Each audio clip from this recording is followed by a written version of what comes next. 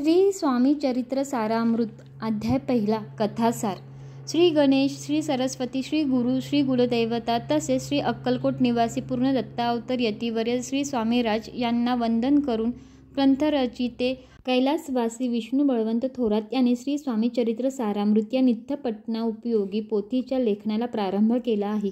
सर्वप्रथम आरंभ देवता व श्री सद्गुरू यांना वंदन करून जगचालक विश्वनियंता श्री विष्णुदेव यांची स्तुती ग्रंथकर्त्याने विविध गुणविशेषांनी केलेली आहे।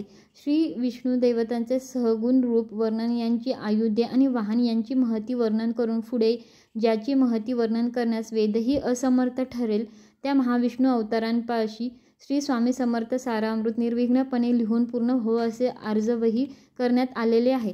त्यानंतर ब्रह्मकुमारी शारदा गुरुवर्य माता पिता यांना ग्रंथकर्त्याने वंदन केले असून त्रिगुणात्मक त्रयमूर्ती अशा श्री दत्तात्रयांचे स्मरण करताना कलियुगामध्ये क्षीण होत गेलेली धर्मवासना पुन्हा मूळ पदावर आणण्यासाठी अवतरलेल्या अत्रिपुत्र श्री दत्तात्रयांच्या महती कथन करून ग्रंथकर्त्याने पुढे कवी व्यास, वाल्मिकी, कालिदास, वामन, श्रीधर आणि तुकारामादी संत कवी तसेच पंत कवींनाही आदरभावे वंदन केले आहे।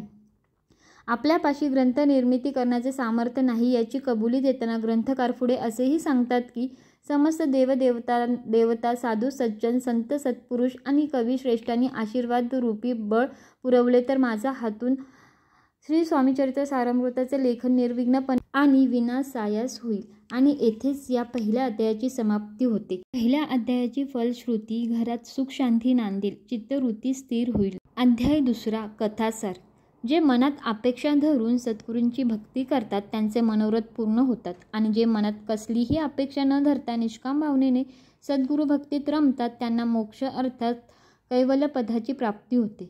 श्री गुरुचरित्रामध्ये श्री दत्तात्रयांचे द्वितीय अवतार श्री नृसिंह सरस्वती कर्दळी वनात गुप्त झाल्याची कथा आहे। हेच पुढे लोका उद्धार करण्यासाठी श्री स्वामी समर्थ यांच्या रूपाने अक्कलकोटी स्थिर झाले अशी धारणा आहे। मात्र एका भक्ताने श्री स्वामींची जन्मपत्रिका बनवून त्यांच्या अवतारविषयी निराळे भाष्य केले आहे। याविषयीचे तर्क वितर्क काही असो, मात्र श्री स्वामी हे सर्वसामान्य जनांच्या उद्धारासाठी मानवदेह धारण करून अक्कलकोट येथे अवतारले हे सत्य आहे। याविषयीचा एक प्रसंग असा घडला की राजापा मोती या भक्तांच्या घरी स्वामी बसले असताना कोणी कलकत्त्याचा साहेब दर्शनाच्या हेतूने त्यांच्यापाशी गेला आणि आपण कुठून आला असे श्री स्वामींना कुतूहलपूर्वक विचारू लागला।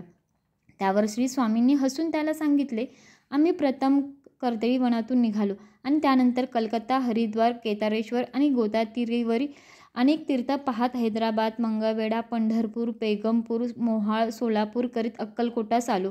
मंगळवेढा येथे श्री स्वामींनी 12 वर्ष वास्तव्य केले। तेथे अरण्यात राहणाऱ्या श्री स्वामींचे रूप मंगळवेढ्यात अजान भक्तांनी जाणले नाही, मात्र दिगंबर वृत्तीने राहणाऱ्या या वेडा बुवाचे खरे स्वरूप त्या ग्रामस्थांना उमगेपर्यंत श्री स्वामी मंगळवेढा येथून पुढे पंढरपूरच्या दिशेने कायमचे निघून गेले। अध्याय दुसऱ्याची फलश्रुती सद्गुरूच्या कृपेचा प्रत्यय येईल, श्री गुरु कृपा होईल। अध्याय तिसरा कथासार। मागील अध्यायांमध्ये कलकत्त्याहून आलेल्या भक्ताला श्री स्वामींनी स्वतःविषयी सांगितलेली माहिती तसेच त्यांच्या मंगळवेढ्यातील वास्तव्याचे वृत्त आले। आता या अध्यायामध्ये श्री स्वामींच्या अक्कलकोट गमनाविषयीचा वृत्तांत दिलेला आहे। मंगळवेढ्याहून पंढरपूर, बेगमपूर, मोहाळ मार्गे श्री स्वामी सोलापुरात दाखल झाले। देते भक्त चिंतोपंत टोळ यांच्या समवेत श्री स्वामी अक्कलकोट येथे जाण्यास निघाले। मात्र काही कामानिमित्त टोळ यांना अर्ध्या वाटेत माघारी परतावे लागल्यामुळे श्री स्वामी एकटेच अक्कलकोटेच्या दिशेने रवाना झाले। अक्कलकोट येथे येताच क्षणी त्यांनी सर्वप्रथम एका थट्टेखोर अविंदाला चमत्कार दाखवला आणि पुढे चोळप्पा यांचे कडे आपला मुक्काम ठेवला। केवळ पूर्वपुण्याईच्या योगाने चोळप्पाच्या घरी श्री स्वामी रूपी कृपाधन चालत आले। कोणत्याही प्रकारचे योगतत्व नसूनही केवळ भक्तिबळाचे सामर्थ्य बाळगणाऱ्या चोळप्पांवर श्री स्वामींनी अपार माया आणि कृपा केली। त्यांच्या घरात वास्तव्य करणाऱ्या श्री स्वामींनी कीर्ती जेव्हा अक्कलकोटाच्या राजसाहेबांच्या कानी पोहोचली तेव्हा त्यांचे दर्शन कसे घडेल या उत्सुकतेमध्ये ते असताना श्री स्वामी राजवाड्यात आवर्तीन झाले। साक्षात श्री स्वामीरायांना समोर उभे पाहून राजसभेतील समस्त जन चकित झाले। राजसाहेब सिंहासनावरून खाली उतरले आणि धावत जाऊन श्री स्वामी चरणांना मिठी घालते झाले।